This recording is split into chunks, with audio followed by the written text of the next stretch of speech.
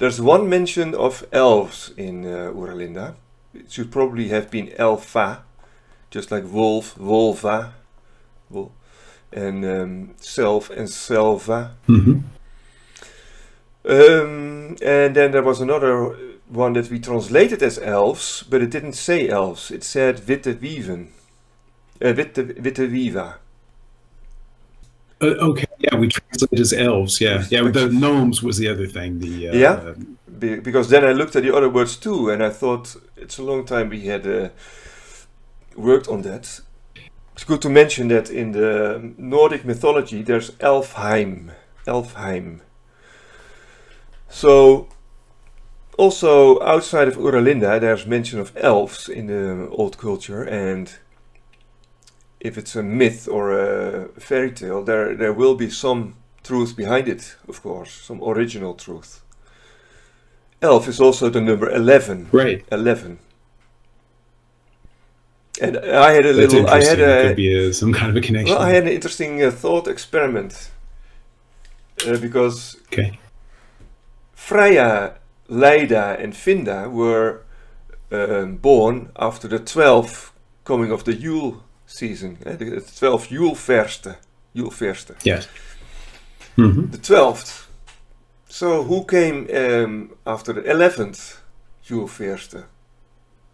And I thought that were the elves. So the elves were a sort of humanid creation or children of the earth, just like the herbs, the grasses, the trees, and the different animals. That's very interesting.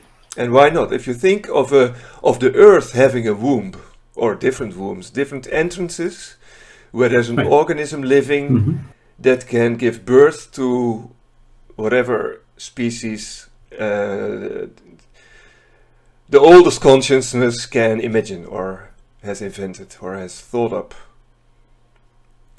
And he is making variations. That's like different from the Darwinistic evolution. Mm-hmm.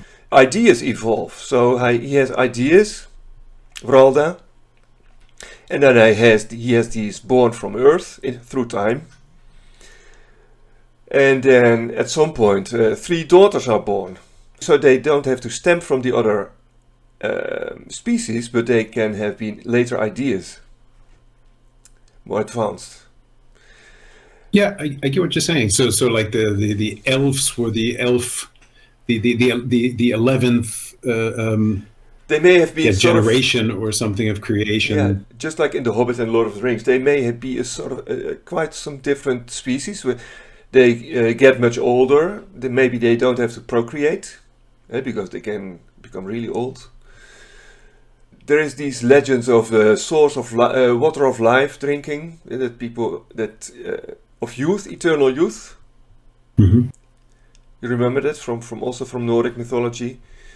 Different wells with... Okay, yeah, the fountain of youth figures prominently so if you combine, history. That short mention of elves, he says, like the Danes, they believe in elves, just like the Finns in the other fragment. Superstition. But what if there is some truth in these spooks, white women and huldermen? White women was a great find of us both together. We found it. Mm. You said white, and then I said, why not white women? Yeah. Because whites can also be male. Yeah, white as in W-I-G-H-T, white. Yeah. G-H-T. Yeah. Spooks, that was easy, of course. And then the huldermen. That's easy. Because it also has a Wikipedia entrance. I thought we could use that. It says hulder. With the hulder. But hulderman is uldermankes.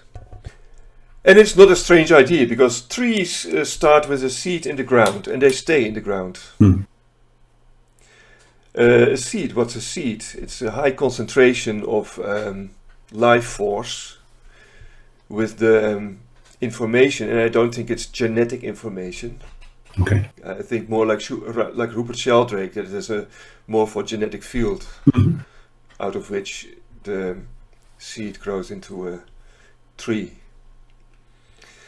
Well, this is a very. It has become an interesting philosophic chat now.